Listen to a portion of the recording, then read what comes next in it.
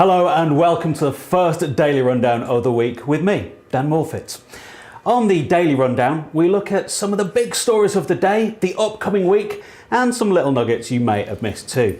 Now today we're talking about siestas, tax, and junior doctors. And later on we'll have a musical treat as well from a girl called Amy.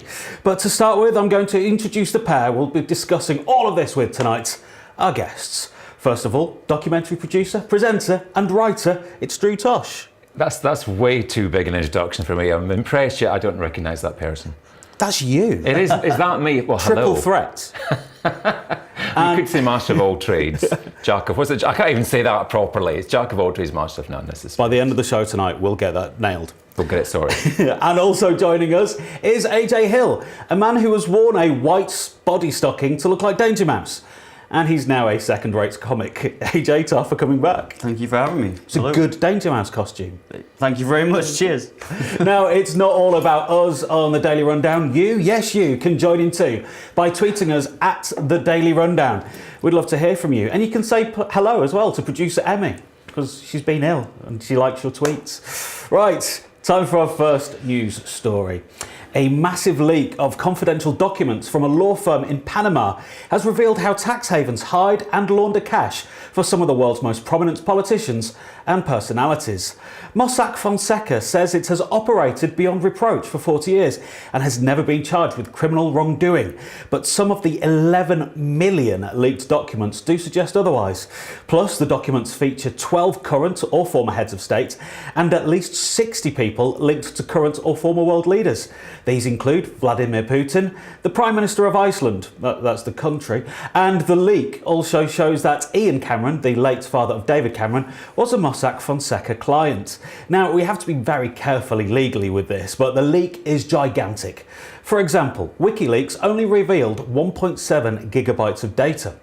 This Panamanian leak from Mossack Fonseca is 2,600 gigabytes big. That is huge. So, really, are you surprised by any of this info, Drew? No. Not remotely. People in power, laundering money and trying to ward off paying tax.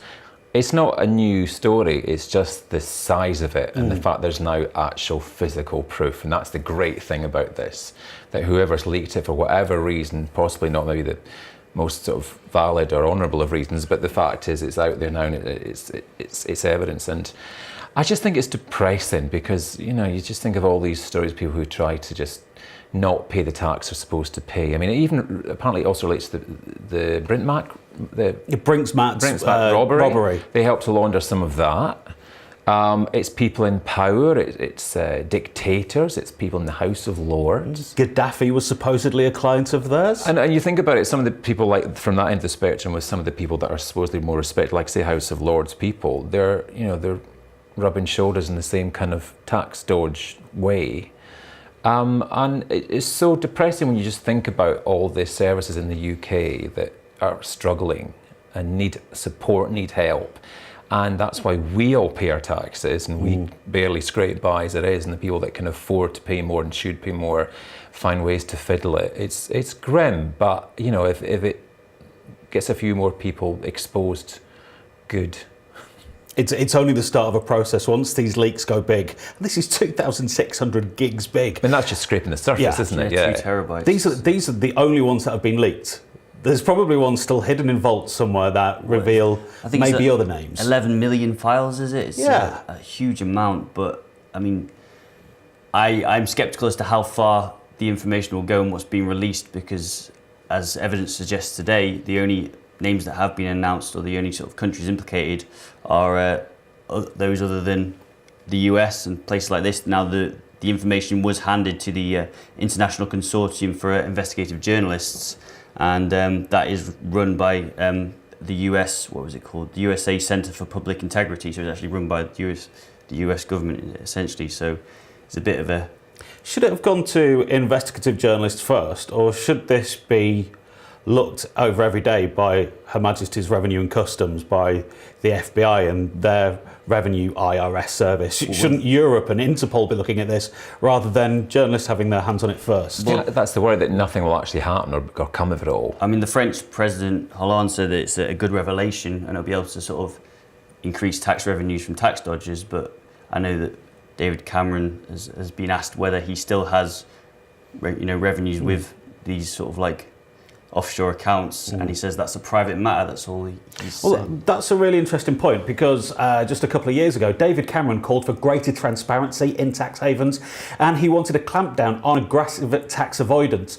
And I think his late father's estate, Blairmore, has been implicated and been put on file with these documents that shows that his late father was a client of Mossack Fonseca. Well, I find it a very strange thing, really, that you have David Cameron saying we need to be more aggressive on tax avoiders when he's grown up in a household where his dad was a squirrel who used to, squirrel away nuts, and now he's saying we need to have people expose their nuts, but that could end up a lot of people in prison potentially. So I'm not sure how much through his growing up he'd actually get, So you're saying to some extent the Cameron family need to show their nuts to the nation to show that they're... Well, let's just buy it. Basically, I would say that from David Cameron's background, he has bias in his family, and George Osborne, our Chancellor of the Exchequer, he also, 2 months ago, it was reported that possibly the family business for George Osborne haven't paid corporation tax in 7 years. So these are meant to be our two top guys who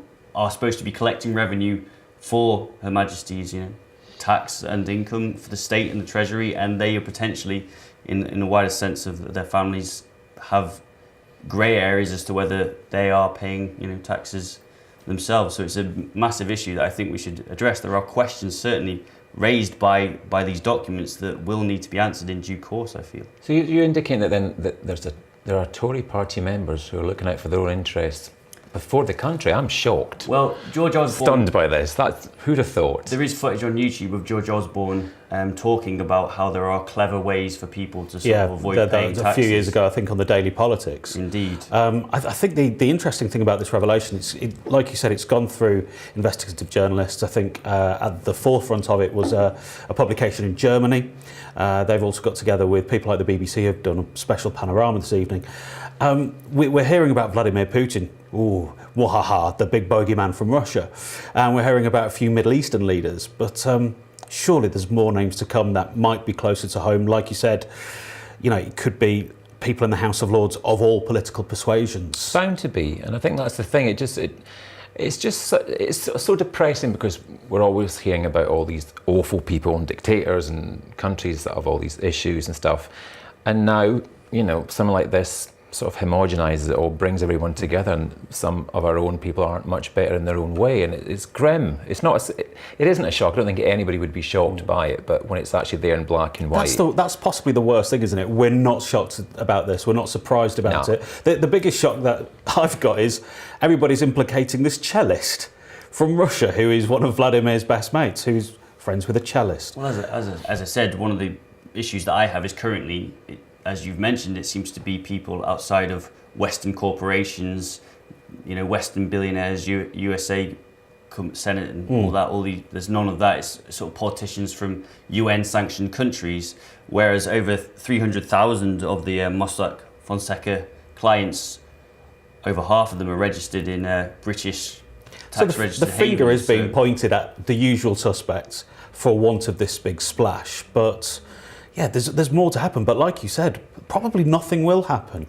I can't see because technically I read somewhere today that it's not actually legal. You can't really prosecute for something like this if it's all done in a sort of like an accountancy sort of way. It's done through loopholes, and that's how they do it. It's a way to sort of basically hide their wealth so they're not having to pay all the tax. But when you see the stories, other stories going on today about the junior doctors thinking about going on strike again, the steel industry, all these people. It's just so sad that you get this sort of kick up the backside about the unfair distribution of wealth in the world, and this is just a prime example of that. And it's that 1%, isn't it, owning? Well, there always seems to be a drive. There always seems to be a drive, especially by the Treasury, to go, is your local handyman trying to do a bung and sort of get cash in hand, like reporting to the tax revenue? That's exactly it, It's basically, there's an old story of Alexander the Great. Now, Alexander the Great caught a pirate once at sea. They caught a pirate and they said, how dare you sort of, as a pirate, go out across the sea and rob other ships and take them in under hostile intent? And the pirate answered to Alexander the Great, well, you call me a robber when I'm in this petty little ship, but you, with your armada and fleet, you're called an emperor, but you mean to control the earth. So, I think it's that sort of view. Those in power don't see what they're doing as similar to the things of a single individual trying to do the same. And this is a bung at the moment in a Panama hat. Possibly. It just and it sounds a little bit more glossy and glamorous, the fact that it's happening in Panama with a big law firm. If this was happening in the City of London, would we have heard about it? Because I'm of the slightly cynical opinion, probably not. Probably not. The only way we'd have heard about it otherwise if it had been a celebrity involved, because obviously the tabloids love it if a Jimmy Carr or a Gary Barlow or the people that have been implicated in the past for much smaller tax dodges, which I don't even know if they've even proven. And what David Cameron said about Jimmy Carr was it was morally wrong, and he didn't say anything about Gary Barlow, but with regards to what's going on now, he's been fairly silent, other than saying that any sort of issues and connections that he himself might have is a private matter, which is fascinating when he's already condemned it morally once anybody else, you before. feel your taxes, you go to prison, but his is a private matter. Well, there's probably more's going to come out. 11 million documents, like you said, 2,600 gigs of data. There's going to be personalities, footballers, celebrities that are going to come out of this, and we might be seeing the next few days damage limitation. By a lot of people. Possibly so. And on that legal note, I think that's probably the best way to end it. Honestly, it's all online on numerous different sources, so check out some of the names for yourself. Okay, it's time for a quick break now, but me, AJ and Drew will return in a few minutes' time talking siestas, doctors and the lovely Katie Hopkins. Brace yourself, get the kettle on. We'll be back in a bit.